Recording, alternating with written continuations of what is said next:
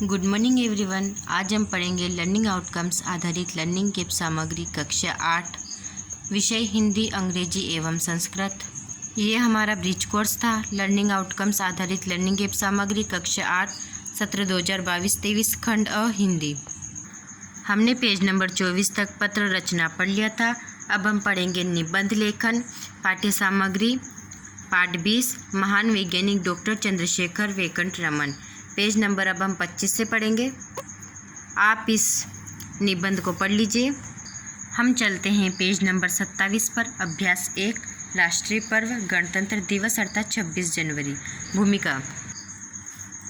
देश के लिए सहर्ष अपने प्राणों को उत्सर्ग कर देने वाले शहीदों का खून रंग लाया।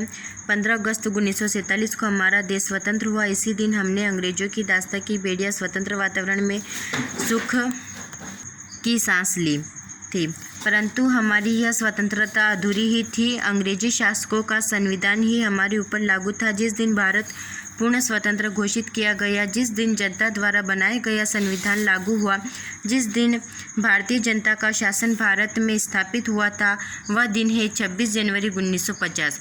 इसी दिन सूर्योदय के साथ में भारतीय गणराज्य के रूप में नवीन युग का उदय हुआ था। पर्व को मनाने का ढंग। यह राष्ट्रीय पर्व भारत के कोने कोने में खूब धूमधाम से मनाया जाता है।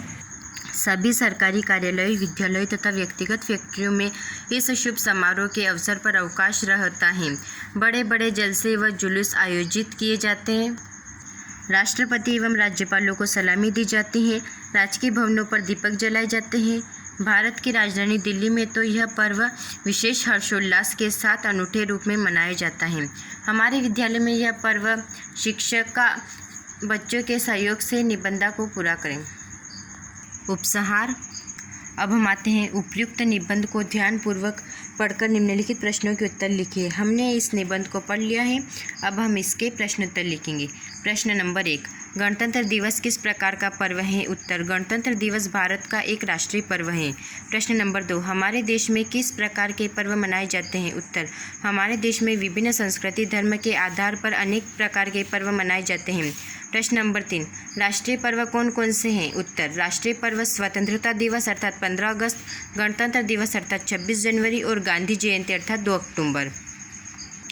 विभिन्न धार्मिक पर्वों के नाम लिखिए। उत्तर, विभिन्न धार्मिक पर्व जैसे होली, दीपावली, रक्षाबंधन, दशहरा, जन्माष्टमी, मकर संक्रांति इत्यादि।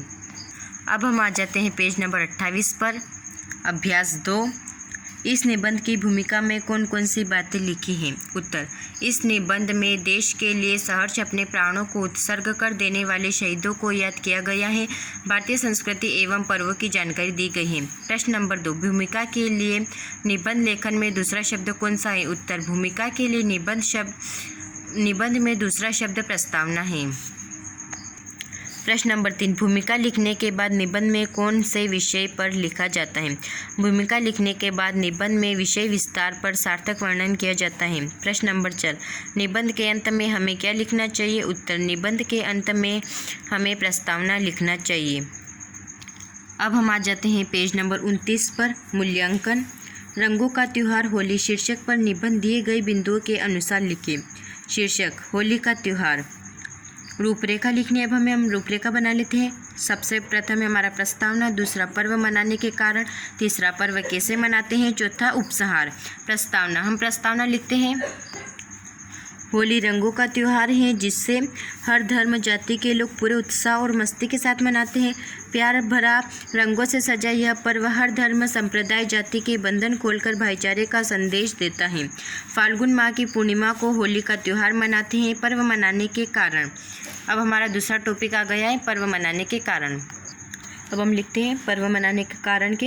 हिरण्यकशिपु की बहन होलिका को वरदान प्राप्त था कि वह आग में भस्म नहीं हो सकती। होलिका प्रहलाद को गोद में लेकर आग में बैठी और आग में बैठने पर होलिका जल गई।